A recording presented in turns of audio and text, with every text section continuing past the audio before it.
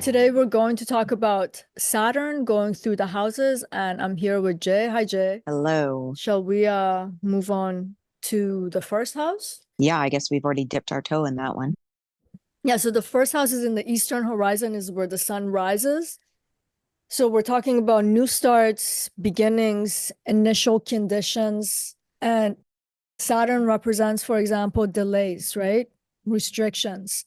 So when we get Saturn in the first house, someone can be a late bloomer in some sense because it represents time too, right? The person has a sense of maturity, but that identity formation where they can feel a sense of comfort, let's say, this is who I am, a little bit later. Saturn delays things in that way. In terms of the physicality, that vata quality, the air quality, they can be slim, they can be elongated in their body type in the first house, unless you get in different kind of aspects. What sign is it sitting in? You have to look at all of that. Because the first house also talks about your body. So it's going to affect the way the shape of your body is when you put Saturn in the first house, like an ectomorph body, you know? Okay.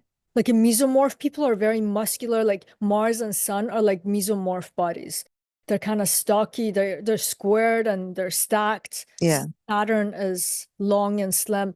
Mercury is slim but is not elongated. Like the Rahu's elongated too, like Saturn, but Mercury is just tiny. Yeah. And do they also have like you said, I guess they'd have defining features in their face, like Yes. bone structure wise at least. Yes. And are they more of a weak constitution Yeah, then? because Like the first Mars, house. Mars would be like a muscular type of person, I'm guessing, or sporty type of person. So with health, because the first house represents our health, Saturn here, because of that restriction and the limitation, all of the scarcity, these kinds of significations that it has, especially let's say in the earlier part of life and in the latter years of life, when our natural vitality is in the earlier part, it needs to be moderated by external factors like our families and to be fed and to have all the right things. It could be affected. And later in life, it can also, someone could possibly feel those Saturnine significations through health declining. But health in general gets affected, and Saturn represents negativity. So a person might go through different periods or phases of life where they're grappling with this health theme of Saturn or the health themes of the first house because Saturn is there. Yeah. And then first house represents our talents.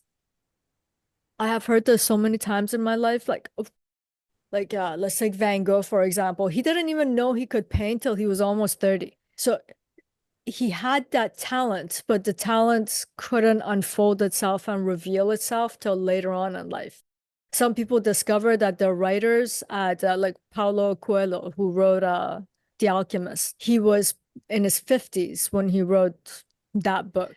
Also, a late bloomer in terms of talents. So whatever the first house signifies, Saturn brings that element of time in it. It slows, Saturn slows things down. Like the elderly walk slow. Everything is not. Mars, on the other hand, we're talking about the quickness. Saturn is slow. So you can see all of these. And also another factor, I just cut myself off in the middle of the sentence, but Saturn in the first house can indicate long life too, because of this elongation of time, the slowing down of time.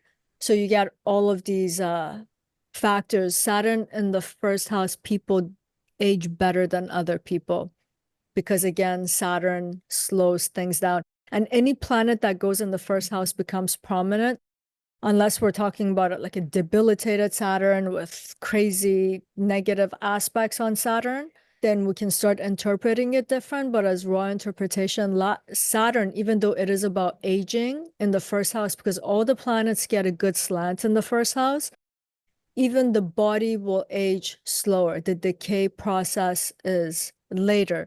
The person, therefore, can live longer, for example.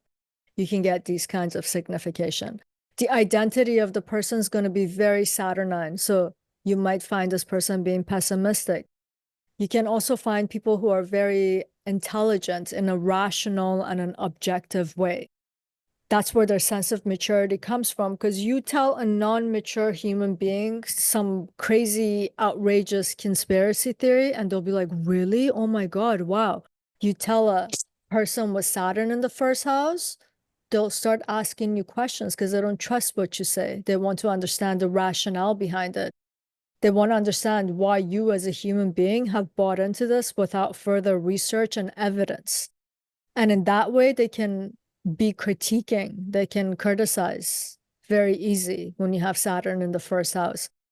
So that sense of analysis, objectivity, coldness, distance, that it can all be part of the person's identity too. So it can bring that kind of a feeling. They're more serious. They're not like Mercury or Venus in the first house. As soon as they walk in somewhere, like, woo, you know? Saturn doesn't have that kind of lightness or the levity of Jupiter. It has heaviness. So when it walks into the room, like if a Saturn person's in a bad mood with Saturn in the first house, when their person and their body enters a room, the room gets heavy. Other people can feel it. Oh, They, interesting. yeah, they can bring, if they're in like a sad mood or mode, they can bring that somberness with their person into a room. They are powerful in that way. And it's good when Saturn people in the first house understand their own power of their presence because it is heavy. And they can use it for better or for worse, right? Sometimes the best person to have in a certain situation is to have a serious person because the situation's serious. So Saturn in the first house, people have that maturity, and when they do have the maturity, then their presence is very useful in that situation. Yeah. And I guess their behavior, like you said, is very intense or Intense, like you know how some people it's so easy to joke around with them? yeah, yeah, yeah. Saturn person Not so will much. look at you like stern and cold, and they might say to you, "That's funny." And they might find it funny, but that's as far as they can take it in terms of Okay. responding back to you. Like, yeah, that's hilarious with a serious face. And you're like, but can somebody inform your face? Because you don't look that way, you know? So yeah, there's a seriousness that's with Saturn in the first house. The opposing house to the first house is the seventh house. So when other people look up at the first house, that's who they're seeing. That because that's your body, that's your also your projection of yourself out in the world. The first house is where things become tangible and now you can experience them. So people are experiencing this Saturn quality in the person when it's in the first house as their person, as who they are. But I'm guessing there are people that are just like no nonsense type of people, Yeah. which is not a bad thing when it comes to certain things. No, sometimes you have to be serious in life. Sometimes it's good to be critiquing certain things. You don't want to be gullible. The Saturn in the first house, you're not gullible, because that's part of your identity. That's what you do you scrutinize everything. Again, as raw interpretation, if you have Saturn in the first house, I don't want to paint a grim picture of anyone who has Saturn in the first house, but it has these kinds of qualities. Yeah. And then you can even take it further because this is the house where things become tangible and initial starts. You have Saturn. It might be someone who took a minute to come out of the womb, the birth, in that terms of the initial conditions of how they come into the world could have Saturnine qualities. You can have these kinds of meanings attached to Saturn in the first house too.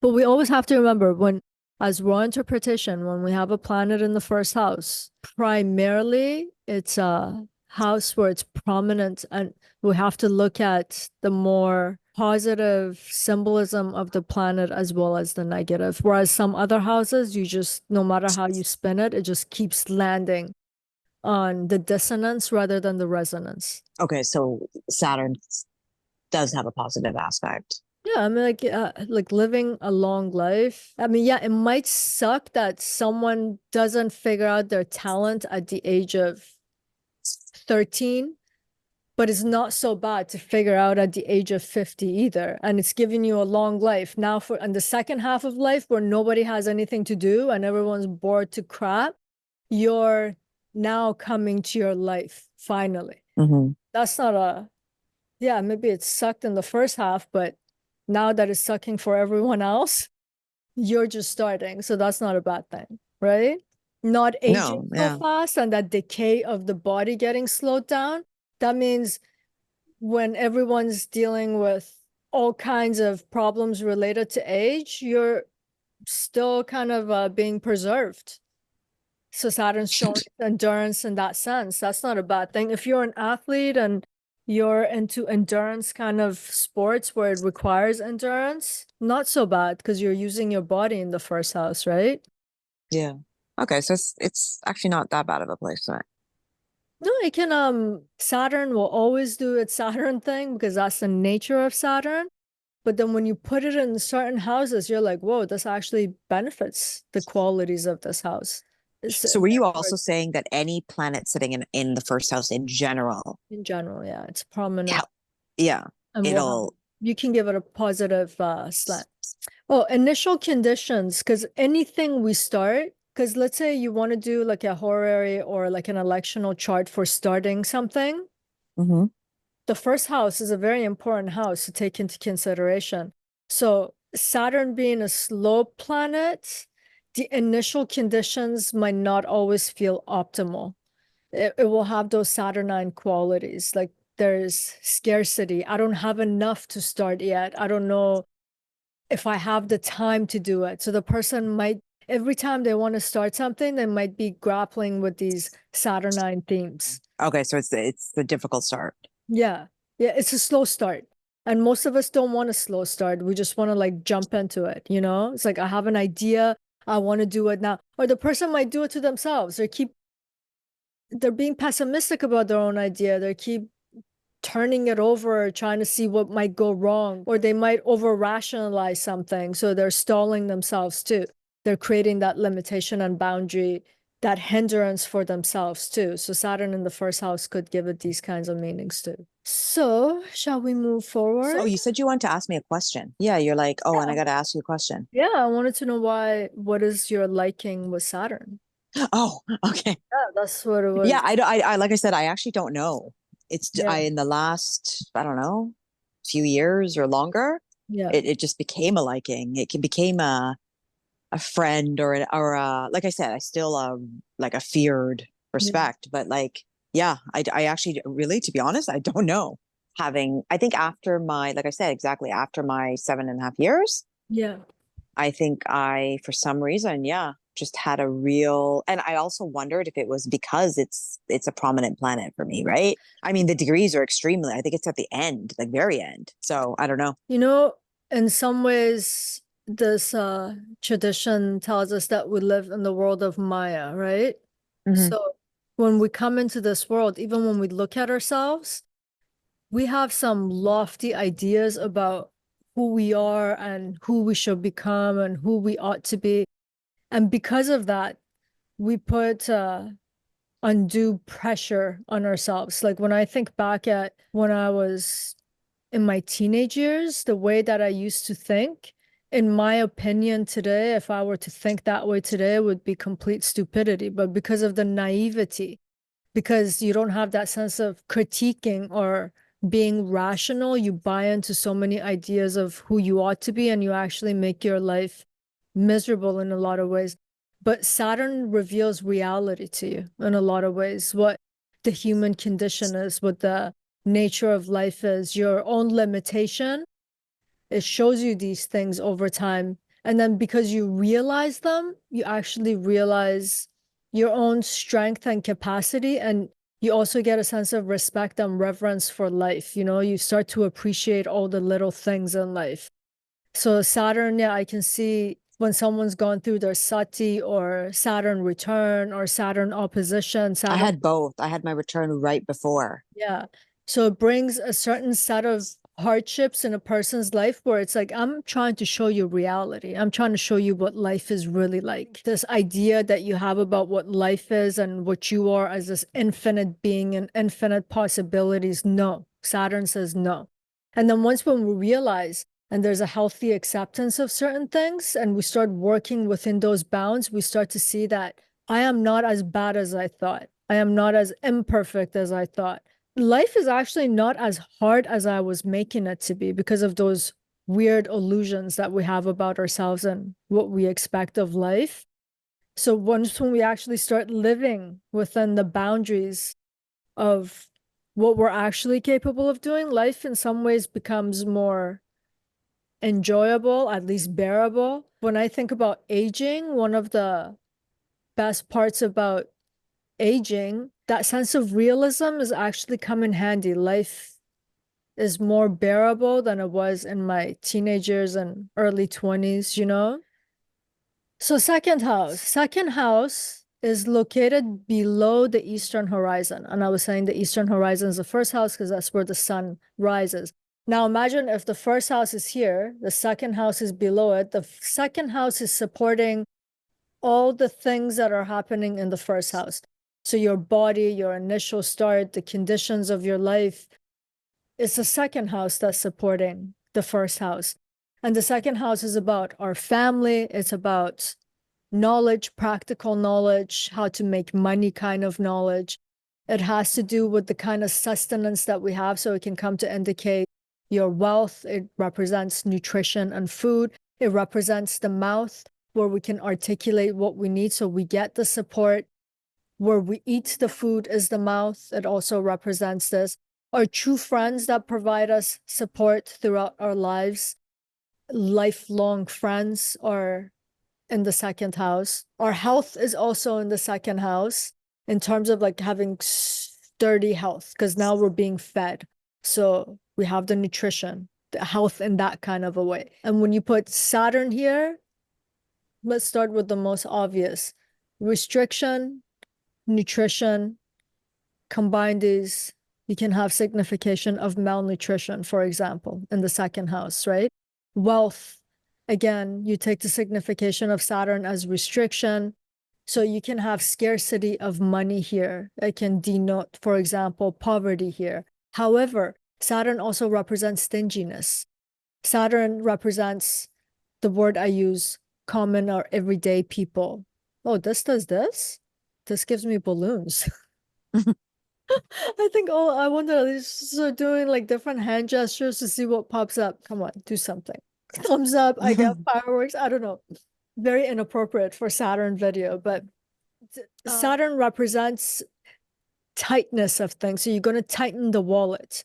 There's a sense of practicality with Saturn, and there's a kind of a practicality in the second house. So a person can become very mindful about how they spend their money. They could be super wealthy. They're like, I don't need a $500,000 car. I'm totally okay with a $15,000 car. They have the means to do it, but they don't have that desire to spend the money. They hold on to it. So Saturn can signify this. And what happens when this happens? If you have a lot of money, you're making a lot of profit, but you're not spending it, you're going to get intergenerational wealth. Is that money is just going to continue to grow. So you can become super uber wealthy because you're not spending more than your means. You're spending way less. So it can start to take these kinds of significations. Saturn represents old food, stale food. Like, you know how some people like super overripe bananas that are also almost gone wrong, or Yeah. bread that's very stale and is becoming dry because they like the crunch factor. Just Oh, how, like rust, like those like yeah, rusky type. Yeah, yeah. but it's just, but it's been sitting just on a counter for 3 days, so it's just hard and crunchy. You know, Uh, I have a guilty pleasure. I like old pizza. Saturn can do this kind of thing in the second house. Like some people, I've heard some people say, there's no way I will eat a leftover from the night before. That's disgusting. And then there Yeah, are I know people people that like that. don't care. I mean, 4 days later, as long as the food hasn't gone bad and is not going to give them food poisoning, they'll eat it.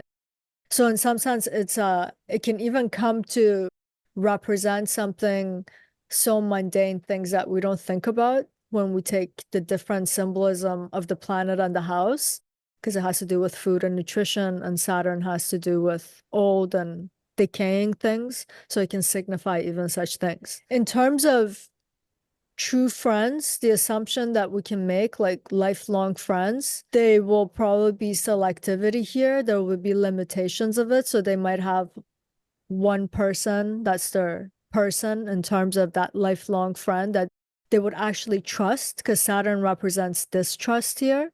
In general, Saturn represents distrust, and people that you're so close with that they're almost like your family, you trust them with everything. So Saturn can limit that. It's not an abundance of those kinds of people. This house represents your family and the support that they give you.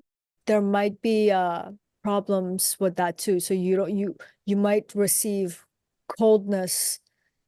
You might have that sense of detachment from the family in the second house.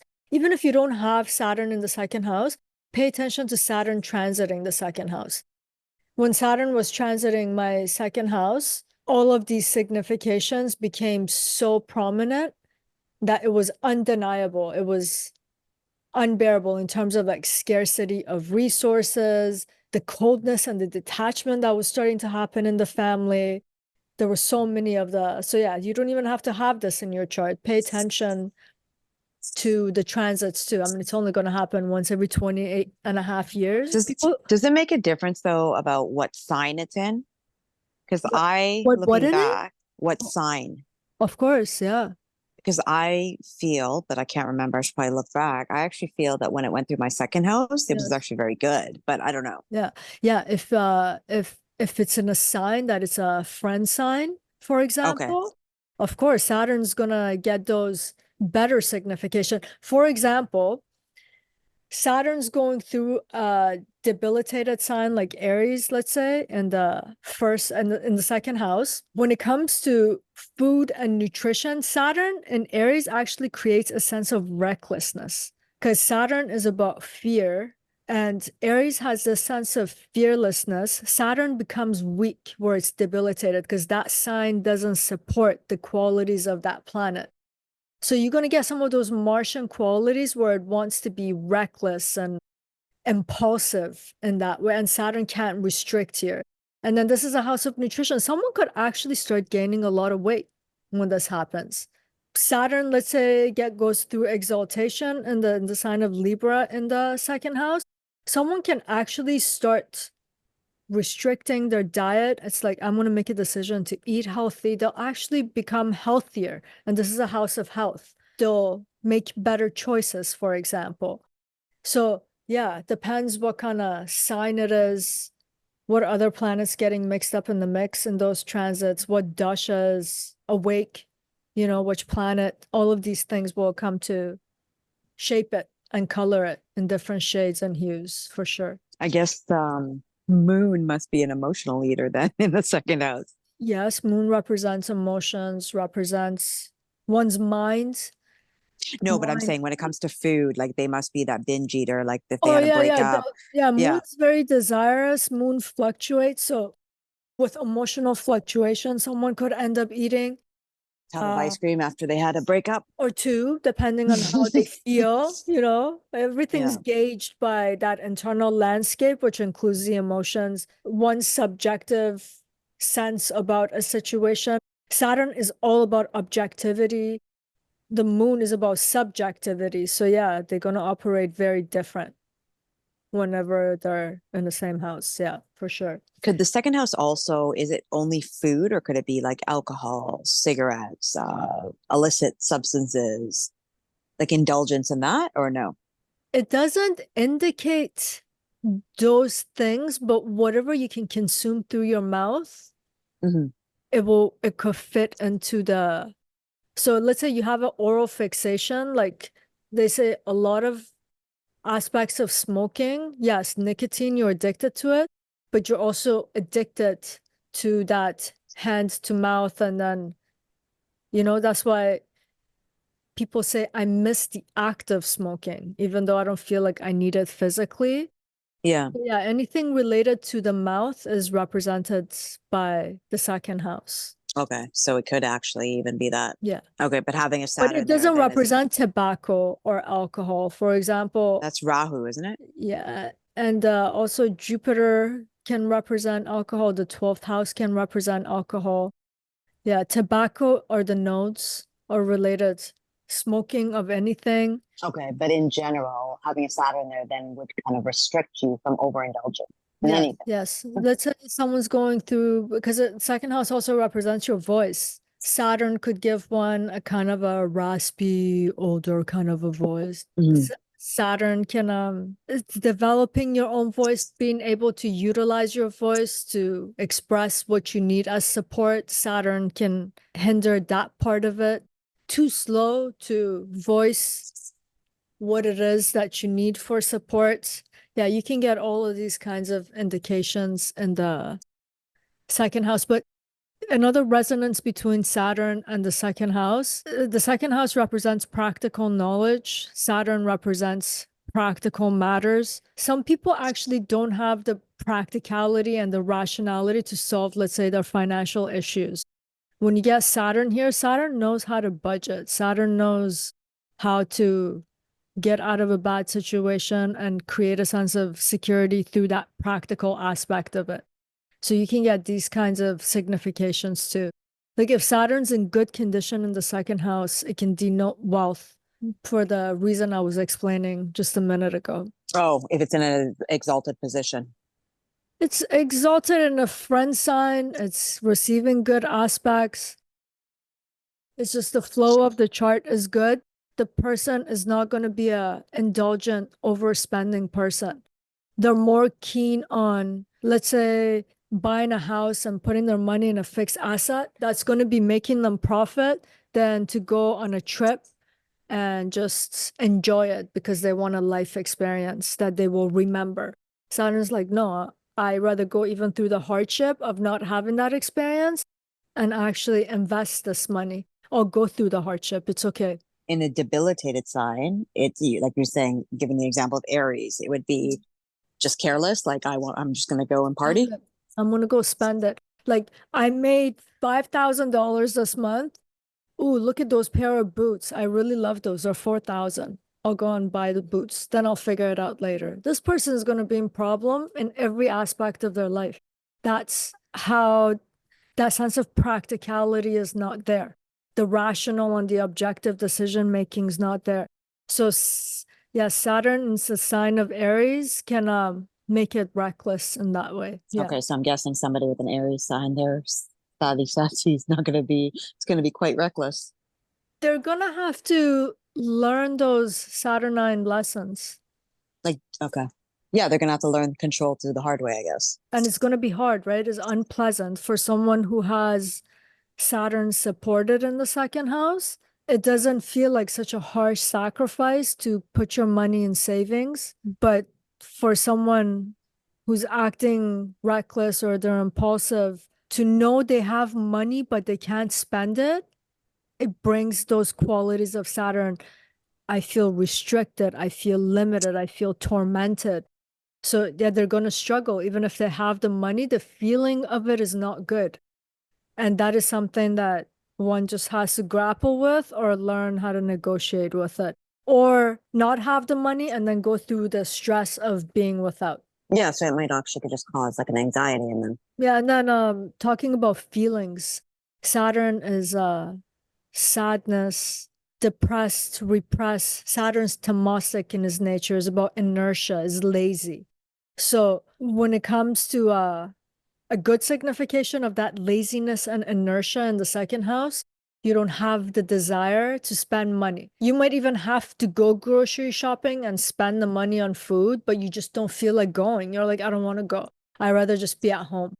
This is the nature of Saturn. So, Which is interesting because doesn't Saturn actually want you to work? pardon? Doesn't Saturn actually want you to do the work? By force. Okay, but if Not it's making you not lazy, not from your drive like the way Mars does, but out of necessity, out of the practical needs of life, you got to get up and work. But okay, so can Saturn's you, tamasic is inertia. Saturn doesn't want to move. okay, so it's basically saying, yeah, like you don't want to get up. Like, our other video, you were talking about like if you take a nap in the afternoon, you just Yeah, can't yeah. get up. No, I can't. So basically, Saturn's kind of like that. You just want to like lie there. You Yeah, know, you have to go to work.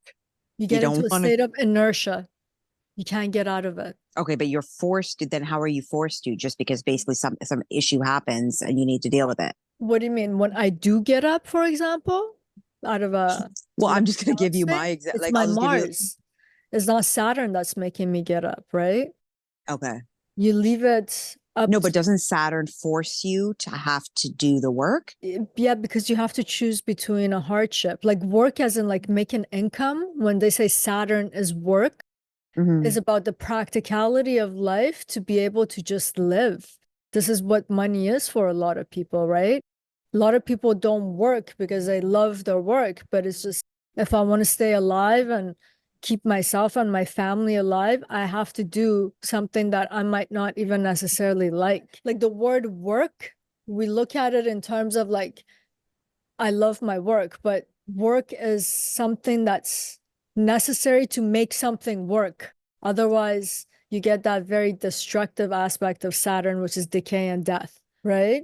Hmm. But the fact that you do get up, or suddenly you're in that state of inertia and you come to yourself and you're like, whoa, enough, or I have to go, that's Mars. That's not Saturn. Saturn's heavy. Saturn's not about movement. That's what I'm saying. Older people move slow. That's Saturn. They even prefer to like be at home on a Saturday night and do nothing than to go have a cup of coffee. Okay, so that's why you're saying if Aries was the second house, because of that Mars energy, it's too Yes. much Mars energy. Yeah, and Saturn's not supported. So Saturn, in any way that Saturn comes to limit, restrict, this is what it means to have a debilitated planet. That means the qualities of that sign does not support the nature and the quality of the planet. So it's not, that's all it means. It's not supportive to it. So the planet can't do what the planet does. Saturn wants to restrict. Aries is impulsive, it's initiative, it's inceptive, it wants to go. And Saturn here is powerless. Saturn's like, yo, I can see that if you keep sprinting and you don't slow down, there is a hill over there and you're going to fall over. But Saturn's like, I can't do anything here. I'm in Aries. I can't set limitations and restrictions for this crazy person. They just keep sprinting to the edge of the cliff and then boof, because Saturn doesn't have power in the sign of Aries. You can get people who are prone to injuries left, right, and center. They're like wiping out and falling over, breaking a bone because Saturn can restrict and limit that impulsiveness here. And when Saturn gets a little bit of energy, let's say, because of aspects, transits, dasha, the person can go to a state of depression because naturally that sign wants to be inceptive, Aries. It wants to be initiating and igniting. And Saturn's getting a power here and it's like, no. And the person here now feels abnormally restricted. So it can cause depression. It can cause all kinds of negative feelings here or Okay. situations, depending on the house, because it could be situational and not necessarily emotions. Well, I guess I was just focusing on Aries also because isn't it? Yeah. It'll be transiting there eventually. Yeah, and we're talking about signs suddenly, right? So it's like we'll talk about the signs. They're different than the houses. Yeah. No, I get. Yeah, I guess I just brought it up because Yeah. Saturn's transiting. Yeah. Okay, so the second, it's gonna. Well, I mean, you talked about anything else you want to add with the second? The one that probably people feel it most in life, they're the themes that really matter in our life, which is family support and finances and financial support. So when Saturn is here, Saturn can affect these two aspects of life, which for us human beings has significant meaning and we feel it deeply. And family is supposed to bring you warmth and support. So no matter how we flip the coin with Saturn and family, it brings coldness, heaviness. It could bring scarcity of their support. So in those ways, Saturn brings difficulties. With money, it can definitely bring that scarcity, poverty, lack, and feelings that are very difficult to also negotiate with. But at the same time, I was saying earlier, Saturn can also become a money saver here, and that'll actually augment someone's financial well-being over time. So it can have that positive, if it's supported, spin to it in the second house. Okay, so second house is basically like the foundation for like it's holding it up. It's Your first holding up, house. especially the first house. Yeah. Yeah. It's supporting it because everything that you need for your being, which is the first house, you manifest you existing as this physical entity. What sustains it is the second house. The second house supports the first house in that way. Okay, so Saturn, even as a transit through this house, for some people could be lack of, like you said, lack of family support, lack of resources, lack of, Yeah, lack, scarcity, not enough. and I guess if someone has this, I mean, obviously, yeah, it's a stereotypical thing because you have to look at the whole chart and other parts of the chart. Yeah. Because some people might take this and be like, oh my God, am I going to be like impoverished my whole life? Or could it also mean that you also have to work harder in that house? Yeah, it is an Artha house, right? So over time, Yeah. hopefully, like through hard work and grit, you can kind of overcome a lot of those things in a positive light, hopefully. Yeah. And I was saying even with Saturn and Aries, let's say debilitated, over time a person learns, and it might be the case that I will never like this feeling. I will never like the feeling of having 10 grand in my savings and having 30 bucks in my checkings, and that's all I can spend, and I have to negotiate with that. But at some point, the person learns that long-term security, having that feeling of like Saturn's heavy, so it's like anchored in, that even if today is hard, then I know at least for the next 3 months I'm safe if something happens. But the feeling will never become easier.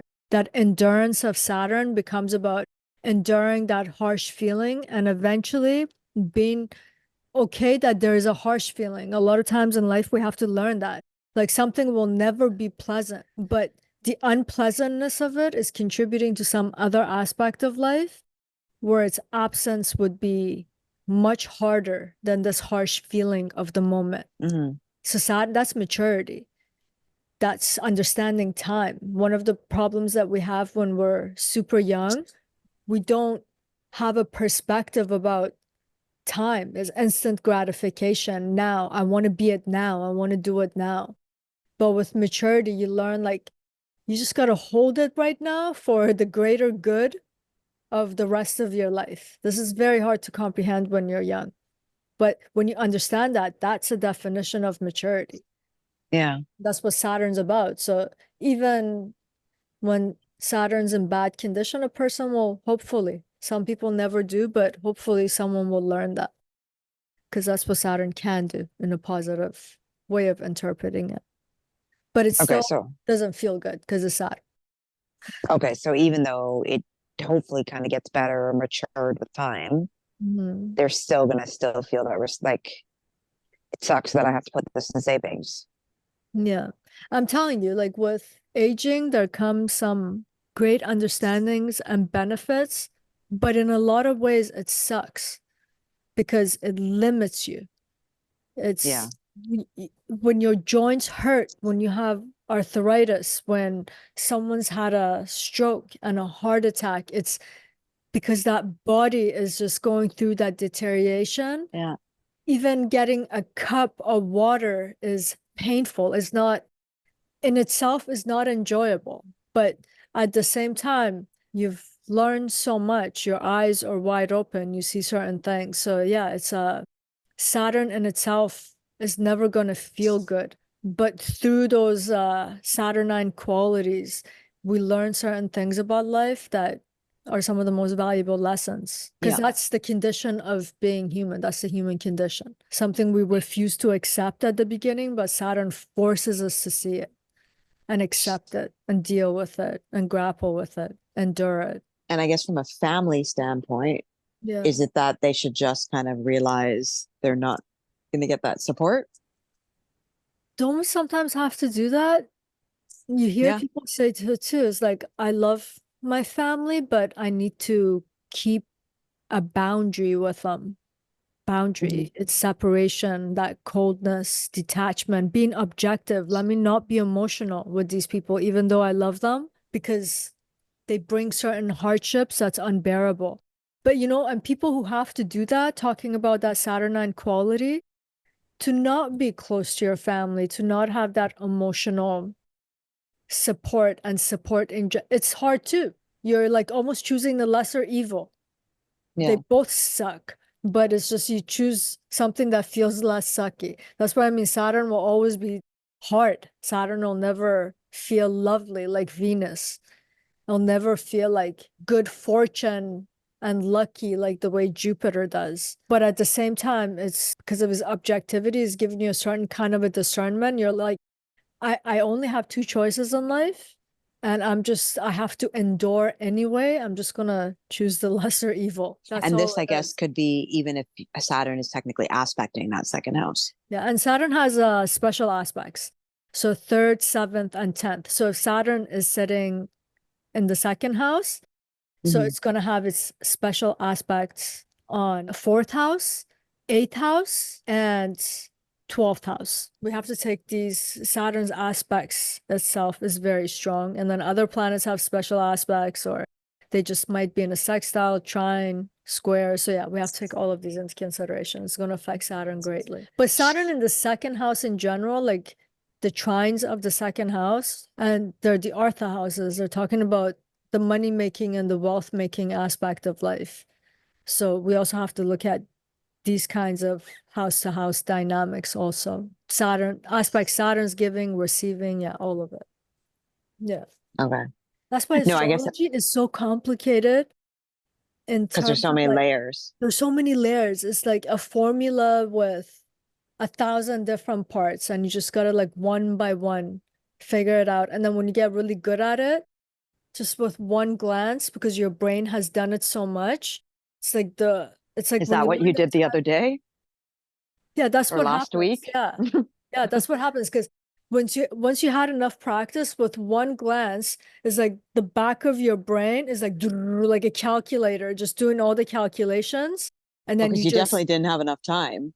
yeah. Like it was such a short span and you just popped it Yes. out of your mouth. So like you're like, Yes. oh, that was Sometimes really you see things, but you don't understand how, and then you have to backtrack and actually do the inverse to do your calculations to understand, oh, that's how, but that comes with practice. But when you start at the beginning, you have to mechanically just layer everything on top of each other. And then with enough practice, it's like literally like a calculator that quick, I'll give you the answer.